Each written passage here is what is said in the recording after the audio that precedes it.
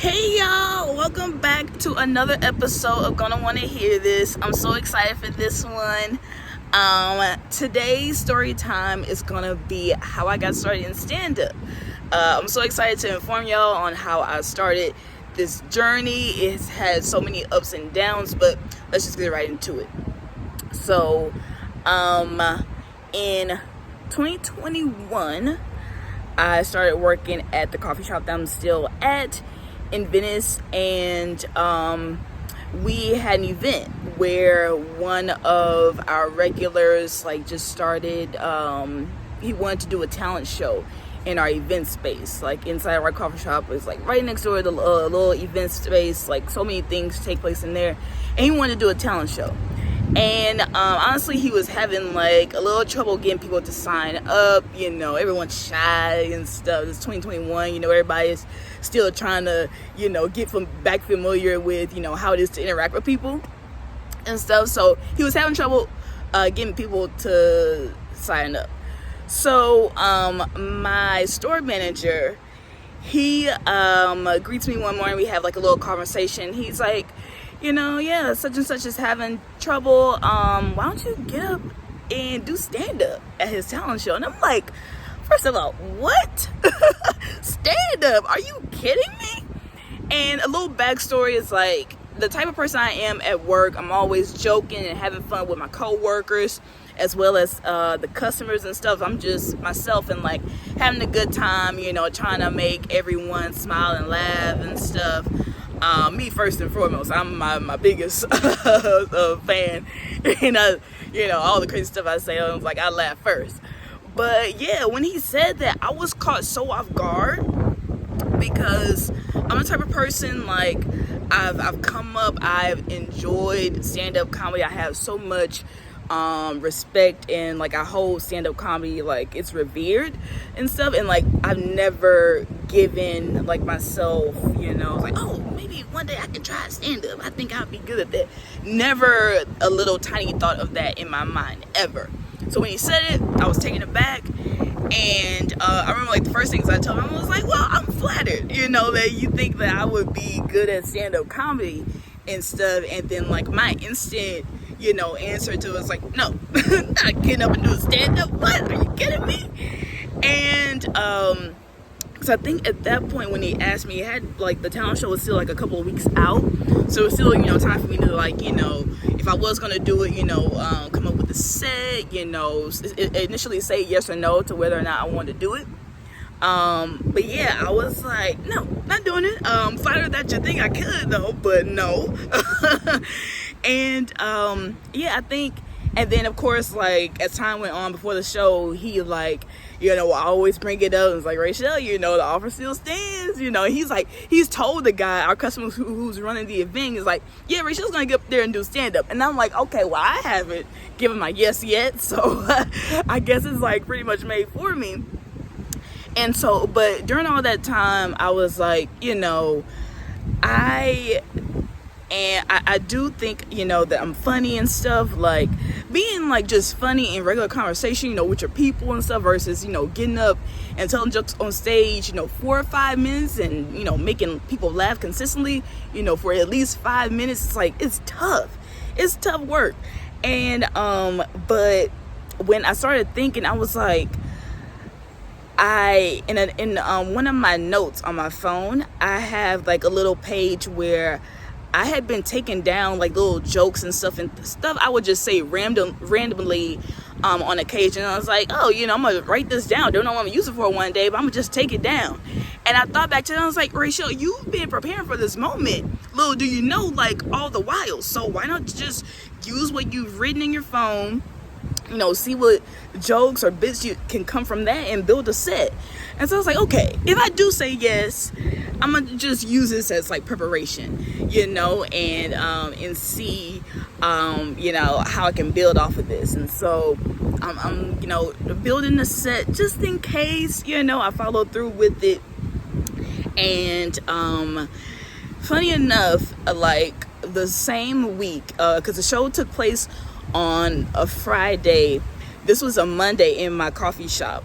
A guest had come in And she hadn't like approached the register yet, and like I was standing at the register, and she was like looking into our fridge. It was like just before the register, before you came up to it, and I noticed in her arm she had like maybe like 2 or 3 books, and one of the books read, you know, like the art of comedy, the art of stand-up comedy, or something. And I brought it up to her, and I was like, "Oh, are you a stand-up? Are you a stand-up comedian?" And she was like, "Yeah, how did you know that?" And I was like, "I just looked in your arm and saw what books you had." And she was like, "Yeah, I actually, you know, I write, you know, throughout the week, you know, before a show." And she was like, "Are you a comic?" I was like, "No, but funny, you know, I'm meeting you today because I think I'm gonna do like my first stand-up set at the end of the week." And she was like, "Oh my gosh, that's like fantastic, you know, what are you doing?" I'm like, "I've never done stand-up before, so, you know, whatever advice you can give to me at this moment, I'll take it." And she was so sweet, so nice, and I thought that was just like so divine, you know, that she had come in when I was like still, you know, teeter-tottering. I was like, "Oh, am I gonna do this or not?" And, you know, she was just encouraging me like, "Do it, you know, if you think you're funny, if your friends think you're funny, you know, it's worth the shot, you know, just to go up and see what you got and stuff." And then that really encouraged me. I was like, okay, I think I'm gonna follow through and do this thing, you know, come Friday. And so yeah, the week, you know, that was that Monday. The week goes by, I'm getting more and more nervous. It's like, okay, I guess I'm really gonna do this. And I had built a set, you know, I built unbeknownst to me, you know, before the show actually took place, but I had about 10 minutes ready. Just like my first set, it was comprised of just like little stories, you know, from like my elementary school days, and like, you know, little funny lies I had told, you know, as a little kid, just like random stuff, the most randomest stuff that I kind of like took into my set long afterwards. But yeah, so back to that, you know, a challenge, you know, had just been, you know, brought up to me like to do stand-up. And so the night of the show, I'll never forget it, it was September 17th, 2021. September 17th is also my mom's birthday, so it made it extra special, you know, to do my first like stand-up set on my mom's birthday. So I'll never forget it. Always, you know, have a place in my heart, obviously, because it took place on such a lovely day, you know. And yeah, so my friends came out to support me and stuff, and I was so nervous. So I get called up. I'm the first one up in the show, and, you know, like I was saying before, no one really signed up to do the show, so I was the first one up, and I was one of like 3 people to perform the entire night. And I get up on the stage, and I immediately lose all of my set. And I had been rehearsing it, you know, knew it verbatim, how I had typed it out, knew how it was gonna be and stuff, and immediately got in front of all my friends and all, like, you know, my regulars and stuff, and I was like, I forgot my set and stuff. And I looked back at my phone and stuff to see what I had written down and stuff. But once I had looked at the first you know, my first bit that I had written out, I was like, okay, I got it, I'm cool, you know, I can put my phone back down and stuff. And yeah, and I went on with the set, stayed up there for 10 minutes making fun of white people, making fun of myself, you know, and my family and stuff. And I was like, man, like, and even, you know, after I was done, you know, like, my friends and my coworkers and stuff, where they had come up to me and it's like, "Oh, you know, Rachel, you did so good." So I'm like, "Oh, for real?" You know, because it was so nerve-wracking. I was so nervous and stuff, but I did it. And yeah, it was, because like, if you go back, and you can, it is on my YouTube channel. I have it listed, I think it's like Rachel Hebert, like my first stand-up set, something like that. You could definitely find it and see it on my page, just how good or bad it was. You can leave a comment if you want to. But yeah, that was the start of it all. You know, it was my challenge brought to me by the store manager of my coffee shop, who was, you know, dear friend and stuff. Shout out to him, because honestly, if you left it up to me, I would have never, you know, pursued it. And once I had got a taste of it, I was like, I want to see where I could take this, you know. I was like, I love stand-up so much and stuff, and I still, you know, revere it, and I have, you know, my favorite stand-up, you know, comedians that I tune into and stuff, and that I hold in a high regard and stuff, and who have, you know, like I said, unbeknownst to me, you know, inspired me, you know, and motivated me to do this and stuff. And after that time, it was a little difficult, you know, to kind of gauge, okay, like, what can I do next with this, you know. That's when I learned of, you know, open mics and stuff, and, you know, going around LA and, you know, working this set out and see if, you know, if it's funny across, you know, multiple crowds, you know, not just, you know, the people that I know and who I know are going to clap and cheer for me and laugh at my jokes, but, you know, it's like people that I don't know and stuff. And fortunately, you know, I've gotten great responses since then. Like, I had became really consistent at doing open mics and, you know, like, just just studying comedy and studying my set after then.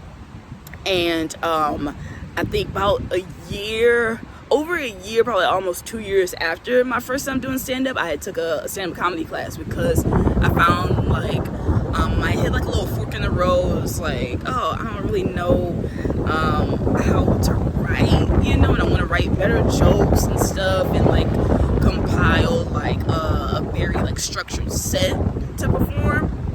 So I took this class called Pretty Funny Women with Lisa Sunset, and it was like a 6-week class. We had a big show at the end of the course, and that class really helped me a lot. It made me more confident in my comedy writing and how to, you know, not just sit and wait for a joke or an idea to come to me, but how to like really brainstorm writing and stuff and building a set. And I met so many other funny women, you know, and that class did me wonders.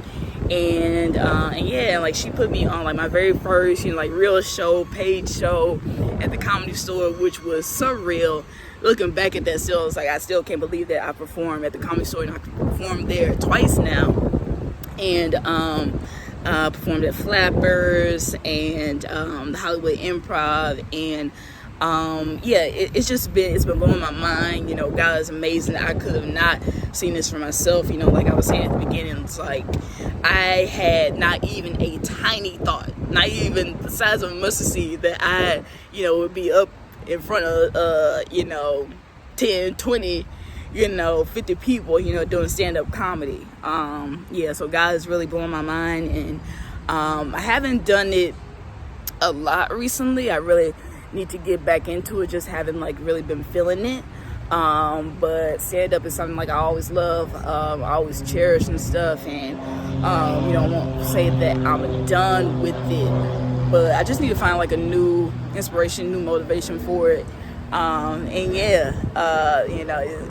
It's been fun, and like it's continued to be, it's even because I came out to LA initially for acting.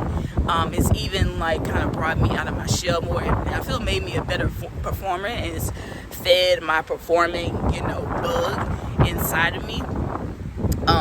Made me want to keep going at this thing. And so, yeah, I'm grateful to God for stand-up comedy, and, and how he's led me to it. And I pray that, he continues to, show me what it can do, in this life. And so, yeah. This is a little backstory to how I got started in stand-up. And today I want to let y'all know that I'm filming in front of like this cool Beach Boys landmark that I came across in Hawthorne, California. I chose to film here today, and I was like, oh, this is tight, this is dope. So yeah, I hope y'all enjoy, watching the Beach Boys behind me. Thank y'all so much for tuning in. I was so excited to film this video, and stay tuned for another episode of Gonna Wanna Hear This. Bye, y'all.